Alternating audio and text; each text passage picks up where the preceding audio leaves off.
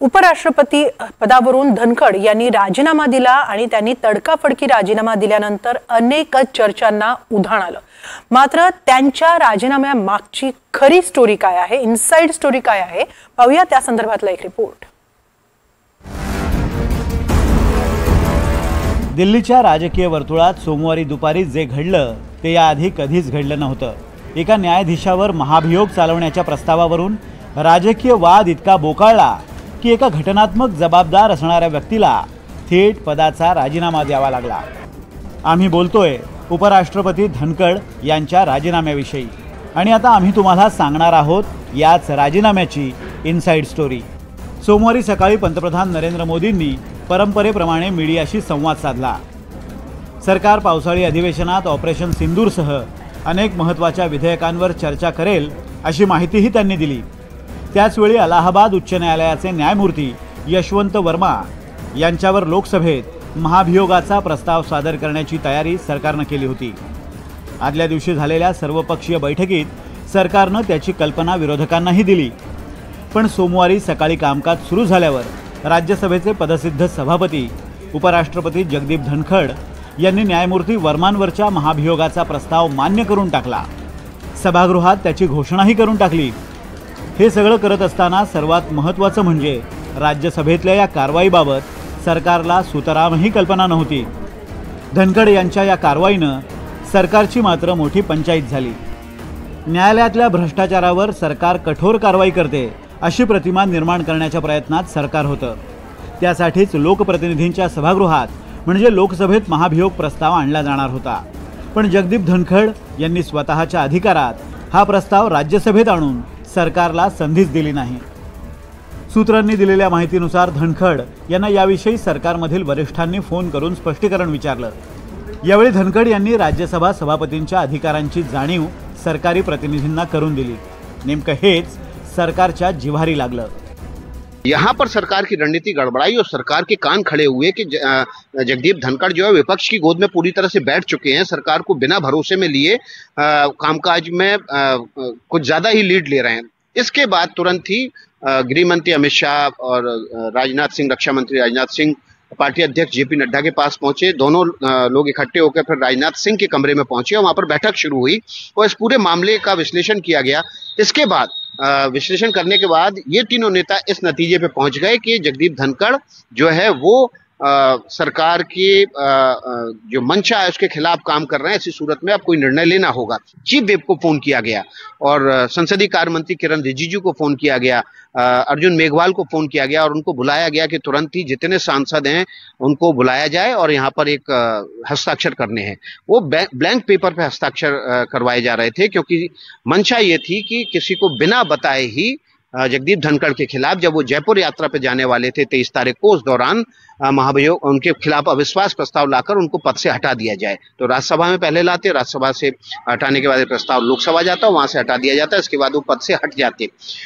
ये सब जब चल ही रहा था और 109 हस्ताक्षर हो चुके थे। चीफ व्हिप हर राज्य के व्हिप को, हर राज्य का एक अलग व्हिप होता है, उसको इन्फॉर्म करता है कि अपने अपने राज्य के सांसदों को लेके आइए। तो बारी बारी से 10-10, 12-12 सांसदों पे एक व्हिप होता है, तो वो अपने अपने जो जिस सांसदों के ग्रुप के वो व्हिप होते हैं उनको लेके आते थे राज्यसभा से और हस्ताक्षर करते थे।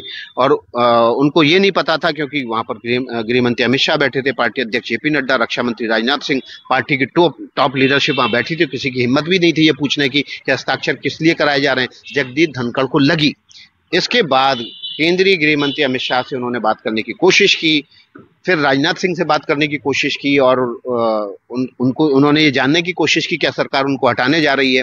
इस बीच उनको कुछ और जानकारियां ऐसी दी गई जो पब्लिक डोमेन में नहीं है और उनके कंडक्ट के खिलाफ जाती हैं, उनकी पद की गरिमा के खिलाफ जाती हैं।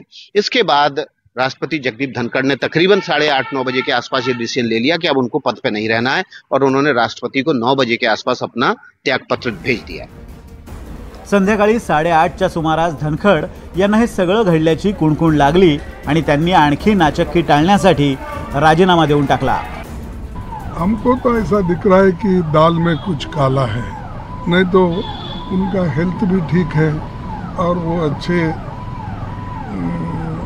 हमेशा अपनी वोकैबुलरी को ठीक रखते हैं। लेकिन हुआ क्या, वो हमेशा तो आरएसएस और बीजेपी को इतना डिफेंड करते थे, शायद ही वो खुद आरएसएस और बीजेपी के लोग नहीं करते थे। इतना उनका यानी निष्ठा, लॉयल्टी उनके साथ थी। तो ऐसे वक्त में उन्होंने जो राजीनामा दिया है, इसके पीछे क्या है, कौन है और इसका कारण क्या है, देश को बताना चाहिए। धनखड यांनी राजीनामा देऊन आता 48 तास होऊन गेलेत, पण सरकारच्या वतीनं त्यांच्याविषयी कोणतीही भूमिका मांडलेली नाही। नजीकच्या काळातच 2-3 प्रसंगामध्ये धनखड यांनी सरकारला चांगलंच अडचणीत आणलं होतं। सोमवारी सुद्धा सरकारची अडचण होणार होती, परंतु त्यापूर्वीच सरकारनं डॅमेज कंट्रोल केलं। राजीनाम्यानंतर सुद्धा हे प्रकरण योग्यरीत्याने हाताळून शांत करण्याचं काम सुद्धा सरकारने केलंय। दुसरीकडे नवा उपराष्ट्रपती कोण याविषयीच्या चर्चांना आता दिल्लीत उधाण आलंय।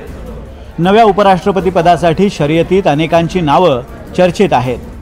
राज्यसभेचे विद्यमान उपसभापती हरिवंश सिंह यांचं नाव उपराष्ट्रपती पदाच्या शर्यतीत सर्वात पुढे आहे। भाजपचे सध्याचे सर्वात वरिष्ठ खासदार राजनाथ सिंह यांनाही उपराष्ट्रपती पदासाठी उमेदवारी मिळू शकते। याशिवाय राजस्थानचे राज्यपाल हरिभाऊ बागडे यांचंही नाव सध्या चर्चेत आहे।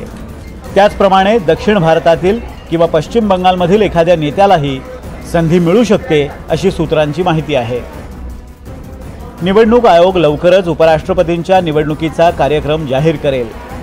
सप्टेंबर महिन्यात ही निवडणूक होण्याची दाट शक्यता आहे। उपराष्ट्रपतींच्या निवडणुकीत दोन्ही सभागृहातील खासदार मतदान करतात। धनखड यांच्या विरोधात काँग्रेसनं मार्गारेट अल्वा यांना उमेदवारी दिली होती। सध्या सरकार आणि विरोधी पक्षांमधील संबंधांचा विचार करता यंदा विरोधक उमेदवार देण्याची चिन्ह आहेत। मात्र सरकारचा उमेदवार नेमका कोण हे पंतप्रधान मोदी परदेश दौऱ्यावरून परत आल्यावरच निश्चित होईल असं भाजपमधील सूत्रांचं म्हणणं आहे। दिल्लीहून रामराजे शिंदेसह ब्युरो रिपोर्ट NDTV मराठी।